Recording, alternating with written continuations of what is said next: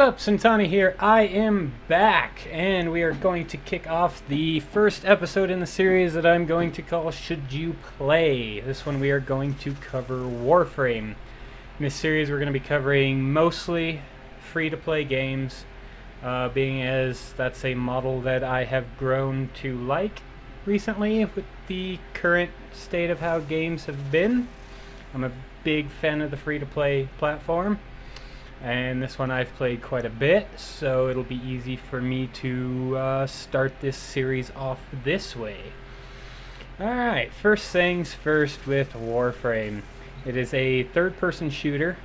I'll be looking over here quite a bit, because that is where my Xbox screen is. So, it is a third-person shooter.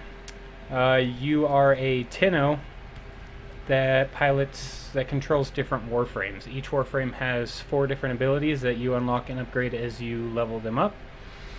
And like this one, this is my Ash Prime. This is a completely unranked one, being as I just reset him. That's something I will go over in other videos, because I'm going to start creating Warframe content also, in addition to everything else I have on my plate. This one is kind of an assassin-styled frame, specifically. You get to throw shurikens, you get to smokescreen, you become invisible for a little while, depending on how you build, depends on how long you're invisible. Teleport to an enemy, puts them immediately in melee range, and opens them up to finishers, which is usually fatal damage. And then his ultimate, so to speak, is Blade Storm. He teleports, just destroying any and everything nearby him. He's a lot of fun. They also have a passive, as you can see in the bottom. Their bleed effects inflicted on enemies do more damage and last longer, and that is specific to that warframe. Things that I really... we'll cover a couple of downsides of Warframe. It is free to play, so of course there's going to be a premium currency. There is a market in place that goes off the premium currency.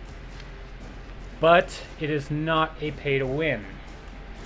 Like, we can look at all the Warframes here. Like, all of these Warframes, yes, you can, like, if I want a Loki right now, I could spend, right now, being as I have a discount coupon for a little bit from one of my daily login rewards, I could spend 132 platinum to buy him right now.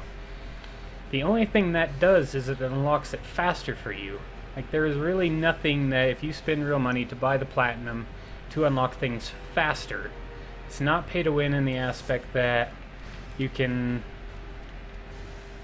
just buy this warframe, this gun, and this, and just be absolutely overpowered. Because the thing that comes into play is, yeah, you might have the best gun in the game, you might have the best warframe, which, I mean, personally, there is no best warframe. They all have their uses in different spots.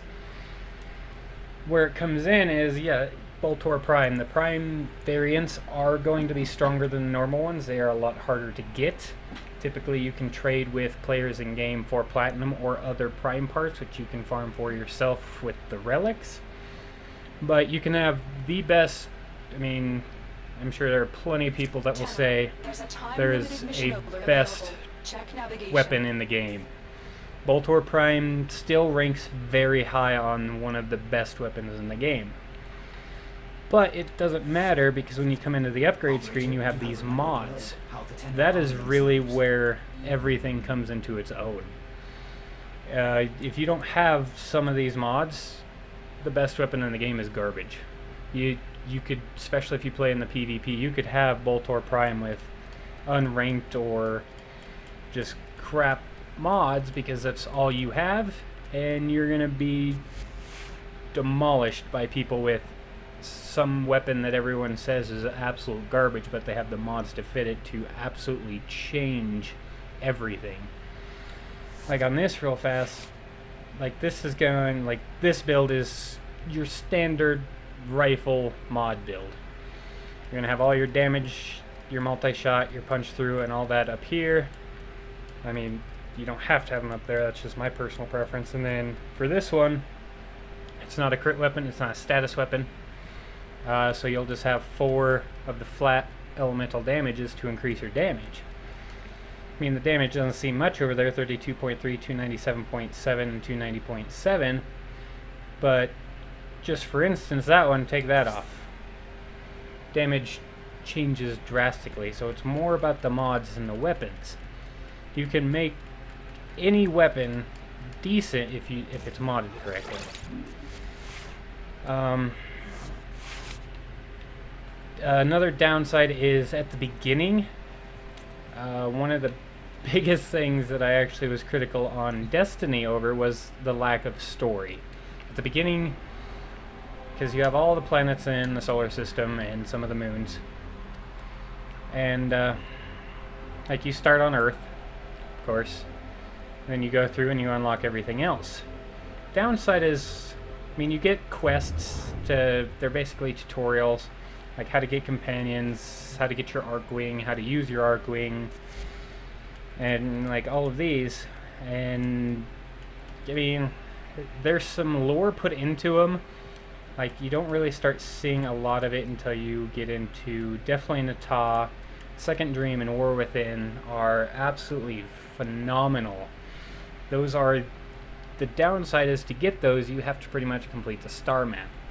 These were the first 2 cinematic quests that they brought in, and I mean, they just recently brought them in. The other thing is, yeah, it's free to play, so you would assume they're not doing much, but they are always updating this game. They are always adding new weapons, they're always adding new warframes, new quests. Like, that one right there is brand new for the update that just hit console not too long ago, that I haven't even got to play yet. And everything I've seen of it is very horror situated, so they're always adding things to this game, always adding warframes, always adding weapons. You have a primary, you have a secondary, and you have melee weapons. And the melee combat feels absolutely freaking phenomenal. Like, the lists of amount of weapons you can play around with is crazy. Like, all of these, like, say you want to use a Penta. Yeah, you can buy it with platinum, and then you also see that blueprint right there. You can buy it for the blueprint and craft it yourself.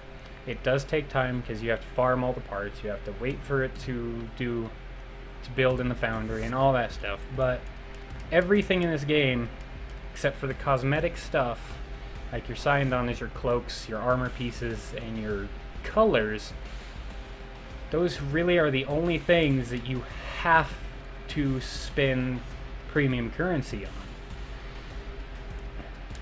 on. And these are all the secondaries that either through a clan dojo or through the market itself you can buy the blueprint. Some of them you can get to drop from random drops.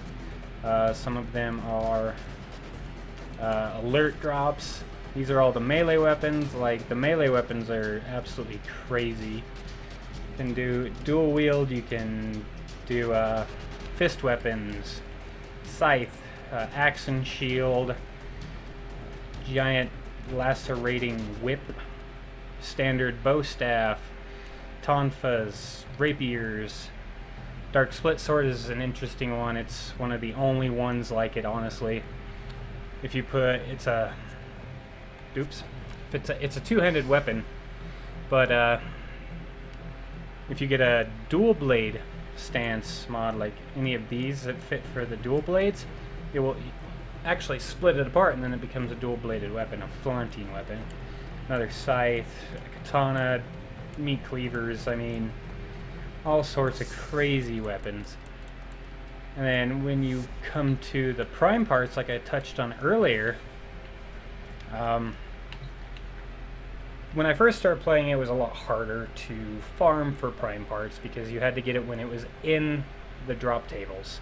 Currently, depending on what update you were on, depending on what drop tables you were running off of, all this stuff. And then they changed those keys, I do believe, to these void relics. And now every time there's a void fissure, you can use these void relics, and depending on the level of it, depends on what pieces you're going to get. Like there you can get Nova Prime Systems, a Fang Prime Blade, or Nova Prime Near Optics at a very high chance if it's not upgraded, and then you can spend the Void Traces that you get from running Void Fissure missions to upgrade it to increase the chances of the Forma Blueprint, the Kavasa Prime Band, and the Carrier Prime Cerebrum. So with all of these, you keep running them over and over and try to farm for the parts you want. What's nice about these relics now is the drop table is determined by the time you have it. So like all of these are old things. Like some of these things are not in the drop tables currently, but since I had the relics previously from when they were, I can still access those drop tables. When you pick up the new relics from missions with the current drop tables, that's when they start updating. So like it shows you what the current relic you have right there on top. Like I have 10 there, so who knows what's maybe 5 down if the drop table is changed depending on when I picked up the relics. So it makes it really handy. Like you don't have to grind as aggressively, I guess. Like you can just hoard the relics, and then when you have time later, like especially if you're playing a lot more casually, you can come back later and be like, oh, okay, so now I need to try to farm for this. Like I just picked up Carrier Prime right there, and I am fairly certain that hasn't been in drop tables for months. Could be wrong. I don't check on it so much anymore, being as I just check to see what my relics say. Great things about Warframe is, again, free to play, an absolute cluster of legitimate things to do. Like, you have 1, 2, 3, once you get that unlocked, 4, 5, 6, 7, 8, 9, once you get that unlocked, 10, 11, 12, 13, 14, 15, 16, 17, 18 different locations. Like the Derelict is one of the smallest ones. But each planet has all these different places to go that have all these different types of missions to do. I mean, they're also leveled. I mean, like Earth is where you start, so it's going to be the lowest level. Sedna is the final, besides the final parts of the Void here, are 40 to 45. Sedna, the final planet you unlock, is sitting right around in the... that doesn't work. Right around in the 40 region. Also, 30 to 40 region. Excuse me. And yeah, there's just always something to do. You've always got alerts coming across to get different things, like some of the cosmetic helmets come across on alerts, so you can get the blueprint for that, craft it. It's one less cosmetic thing you have to buy with the platinum, the premium currency. And invasions where you can get other random things, like mostly they're just crafting materials that are hard to get. Then depending on, once you get to your syndicates, you have syndicate missions to run to increase your standing with them, which unlocks special things that you can only get from certain syndicates.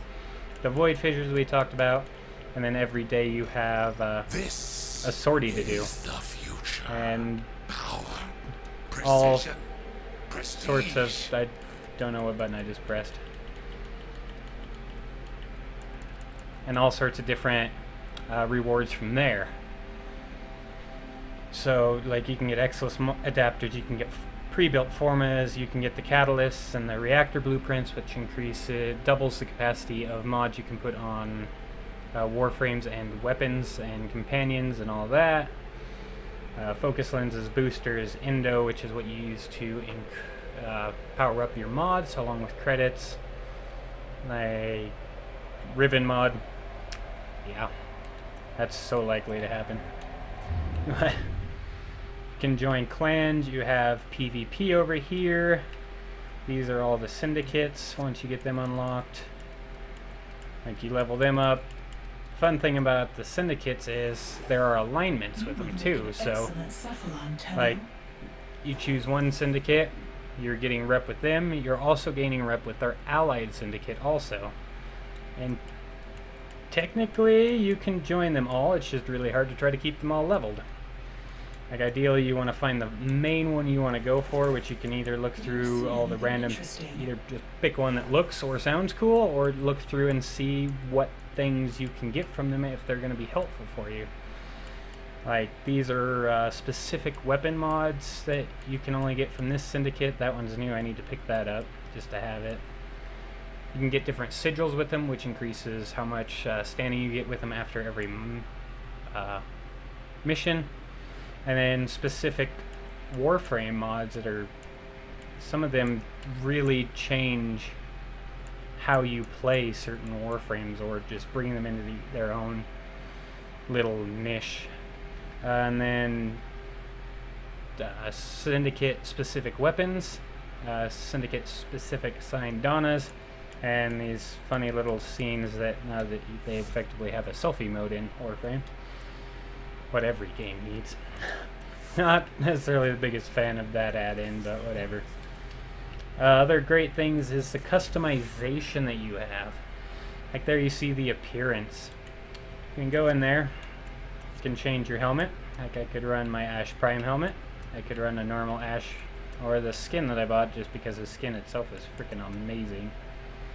And the other thing that they've started doing well, I can't really say recently, it's been a while, is it's called Tinogen. It is community created armor pieces. Weapons are coming in that the community has created. I mean, all sorts of really cool stuff. Like that one was created by the community, and that is actually really cool, but really expensive. That one was Tinogen. I mean, like these ones you can find off of alert drops. You can get these and pick them up. So, and then different skins, like the Immortal skin, Prime skin, and then I use that Koga one because it's really freaking cool. That one is pretty cool too. Different animation sets. I mean, each Warframe has their two. I honestly don't think you would really worry too much about buying anyone else's, but that's me personally. And this is where it gets fun. These are all the different armor pieces you can get. Like I've bought in quite a few. Like the best part about the armor is they tend to come in packs with the whole armor set. So instead of spending, say, that one 34 for one, let's go ahead and look at spend 100 for all 5 pieces instead of spending technically 45 for one at a time. A lot of that, and then you can change the colors of absolutely everything from your Warframe to your attachments to your Cyan Donna, your cloak thing, to your weapons, to your companion, to if you have I mean, mine are all in stasis, but you can have actual living companions. You can have Kubros, which are effectively dogs, and then Kavats, which are effectively cats, and then you can also get a Charger, which is effectively an infested Kubro. But yeah, the amount of content there is actually to do, the amount of customization is crazy. Like I have spent hours just fashion framing, trying to figure out different color customizations that I wanted to try. All that stuff. Like I have a weird thing when it's a prime suit, being as they come naturally with gold on them because they're primed. They're I think they're effectively more or like the original suit. I could be terribly wrong on that, but they always come with gold, so I like keeping the gold on them somehow. Usually it's with the accent color, but I had to change that with my Rhino Prime because one of his abilities coats himself in armor, and that in Rhino Prime that's set off your accent color. So he was a giant golden rhino giant golden guy running around. But there are countless amounts of Warframes to play around with, all sorts of different abilities. Like Ember is great against Infested. She is the queen against Infested with her ultimate World on Fire if it's modded right. She'll just obliterate everything. Frost is a great defense-centered one. Like if you're playing a defense mission, he has a little snow globe that can absorb an astronomically massive amount of damage. And I think recently he used to only be able to put up 4 snow globes, and I think they've removed that, so I think he can just put up as many as he so desires. Hydroid, water situated type of thing. He's kinda... he can be built a couple different ways. Like how I have mine built is a loot farmer. I think paired with a Necros could do a lot of loot farming really quick. You got a Naros, which is based around sand. Limbo the Magician, Mag based around magnetics, Mirage based around illusions, Necros Death, Oberon based around frickin' Oberon, Nyx based around psychic attacks, Nova based around space type stuff, Rhino based around being a rhino, Saren based around conditions, dots, a lot of like pollen type stuff, I guess. It's been a while since I played her, so I'm probably butchering all of that. Valbon, he's his own little niche. Valkyr, melee goddess. Titania, she can go into Arcwing mode effectively whenever. Volt, based around electricity. Wukong, if built right, you can't kill that damn thing. And I mean, there's so many more, like Banshee, Sound. Chroma is a very interesting one because depending on what energy color he's doing, depends on what element his attacks do. So Harrow is the brand new one. Excalibur, that's one of your starters, along with Volt and Excalibur. Or Jesus, Excalibur, Volt, and Mag. Equinox, she's unique in the fact she switches between day and night. I mean, there's just so many different options you have. And then when it comes to weapons, you can have rifles, you can have crossbows, you can have automatic riot shotguns, bows, more shotguns. I like the bows. Marksman rifles, a cannon, a giant electrical laser beam. Like that one, flat cannon that ricochets shrapnel around a room. Another sniper rifle. A little weapon that shoots a beam, or you can throw the weapon itself, which hopefully they fixed it, because when they first introduced it, if you happened to throw it and it went off a ledge and you could not retrieve it, you had to rebuild one. Like these are the weapons you can start off with. The Bratton, which is a just standard assault rifle. Strewn, which is a shotgun, and then the bow. First bow you can get your hands on. But there are so many different weapons to play around with. Grenade launchers, another crossbow, marksman rifle. As far as the secondaries, pistols, dual pistols, laser beam. That one's fun. Throwing stars, throwing knives, like all sorts of crazy things. Most of the secondaries are either going to be a single weapon or a set of 2, like the Bolto and then the Akabolto right there. Ak effectively means dual. You're a crossbow on your sidearm, like energy discs, all sorts of different fun things you can play around with. So many quite possibly unlimited potential of customization and combinations. And got an electric staff, a scythe, fist weapons, tonfas, katana, dual daggers, dual swords, giant great swords, throwing melee weapons, which in this most recent update they've added something. If you're using a single secondary and any of the thrown melee weapons, you actually dual wield them at once. And you can still switch to only wield the melee weapon, but while you're dual wielding, you get to shoot, you get to use all of your normal melee combos, all your melee abilities, well, as if you were just using the melee weapon. So hand chainsaws, like, come on here. Sword and shield, more punching weapons, claws, giant swords. Like, that thing just looks mean. More of the throne, giant axe things, like, that's another throwing thing. Throwing a mace, rocket propelled throwing mace. Like, that one is a rocket propelled mace. You don't throw that one though. A single comma, you got the dual commas, got a boomerang, you got the Cronin. And you can use nunchucks, you can use sais also. Some of these are also melee slash projectile weapons in their own.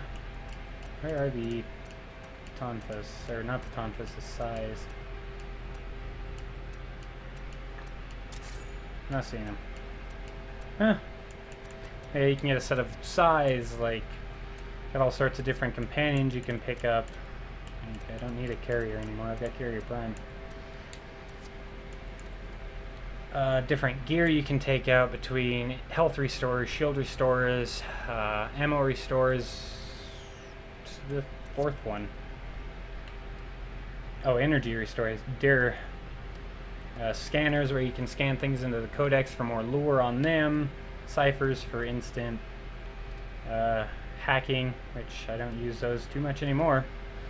Specters, if you're running solo, you can craft those and set one of your warframes with a certain set of weapons that you like, and pull them into battle as a specter. Air support charges, those change depending on what ship you're in, so I don't really have too much info on what all those can do. You can add little decorations around your ship, make it all your own. You can change the colors of the inside and the outside of your ship. Like, the customization alone is absolutely crazy. Show you some gameplay really fast. Like, show you how I cheese one of these missions. Giving up a secret. You're welcome.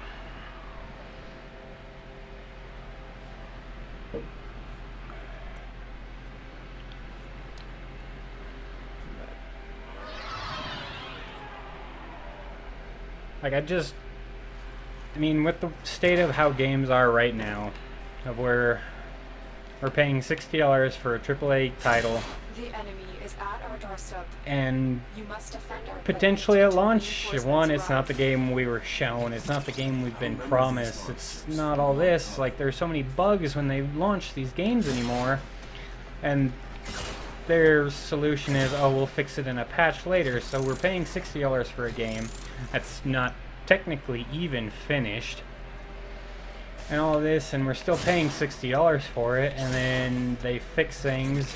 They add on a $30, $40, $50 season pass for all this random DLC that they could have easily added in, and then you have games like this one, for instance, is completely free to play. I have no issue buying Platinum when I have the extra money, because I enjoy the game, so therefore I'm going to give them money. And they continue to update the game, they continue to add new things to the game, they pay attention to their community, for the most part, and they just seem to legitimately kinda care, you know? I'm not in a frame to really make this work right, so that ain't gonna work so well. But yeah, this is one of the defense missions. Every 5 waves you can either continue, or you can choose to extract, depending on how long you fight, depends on how much their levels grow, and depends on the rewards you get after every 5 too.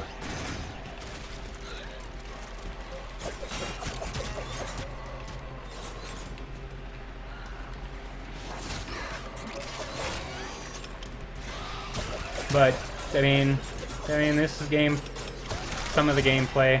These are the infested type of enemies. You have Grenier, which look funny because it looks like they're clones, but it looks like the person they used as the base for the cloning skipped leg day every single day. They have no legs. Big old bulky chest and neck and no legs. Corpus, which are like merchants, have decided to start doing their own thing. Typically how to break down most of the factions.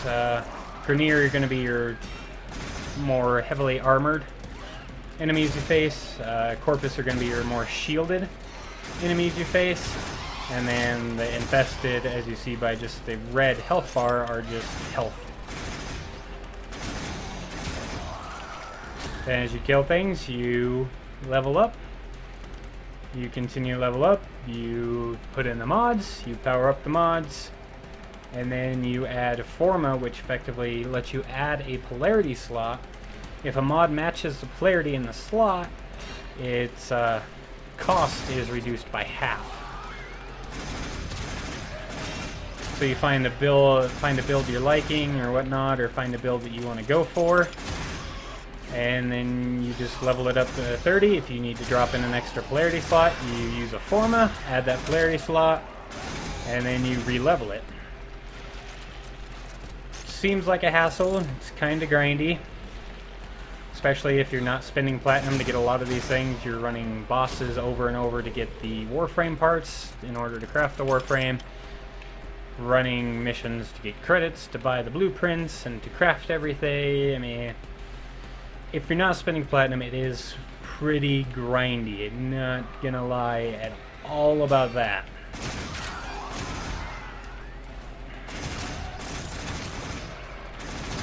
But at the same time, like, it's also a game I'll give it credit for that you can not play for a while and then just pick it right back up with no issues. I've never had any issues not playing for a while and picking it back up. I actually have it on Xbox and I do have it on PC. I haven't played my PC account in forever though. Like, I have a mastery rank of almost 14 now on here, and I think PC I'm at 1. I haven't done anything on that one. But when it came to console, I was super excited about it because I knew I'd played it. I enjoyed everything I played. And that was... yeah, I can't say when it first came out because I've seen video of what this game looked like when it first came out, and they've come a long way. And later this summer sometime... throat's getting dry there. Later this summer they're actually going to change... they're bringing an update that changes a lot about Warframe. They're adding in a new planet that is going to be open world. Like this one, you can see is very... most of the maps are all tiled. I mean, they're random tiles every time. I will consider what I've so learned you get from the skirmish. You get different experiences every time. Objective is secure. But let's go home. They've never really had open world, and they're going to be bringing that into the game. And they're also going to be bringing in completely player-made weapons. Like, you can pick this handle and this hilt and this blade to make something completely unique to yourself, which is pretty cool. But yeah, I mean, that's, I think, about all I'm going to ramble on about. Said I will be doing content for this game in the near future. In my opinion, should you play Warframe? Absolutely. I'm always looking for more people to play with. I have my own clan, so hey, get some people in here. We can start getting you guys some Warframe, start getting you guys some weapons, and just start helping anyone new out. I have no issues with that. I guess you saw I've got a wide variety of things to pick from depending on what we would need. Really, the only thing I'm missing is Trinity, the healer Warframe. This very support, quote-unquote, Warframe. That's really the only one I haven't took the time to farm yet. Excuse me. Knew that was coming.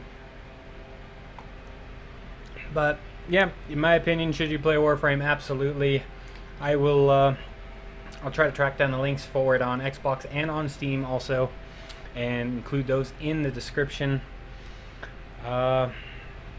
But yeah, hey, if you've stuck around this long, I fucking appreciate it so very much.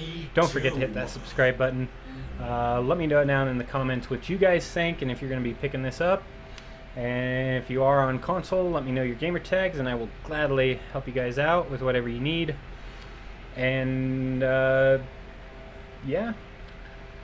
Don't forget to hit that like button. Don't forget to subscribe and hit that bell so you see all of the content I will be doing, especially if you're interested in the Warframe content that will be coming in the near future. Not really certain what I can do that hasn't already been done countless times on YouTube, considering I'm missing mods, so I can't do some of the really great builds, but I'll show you guys what I can do. And yeah. That is 35 minutes of me rambling. So, thank you guys once again, and I will see you guys next time.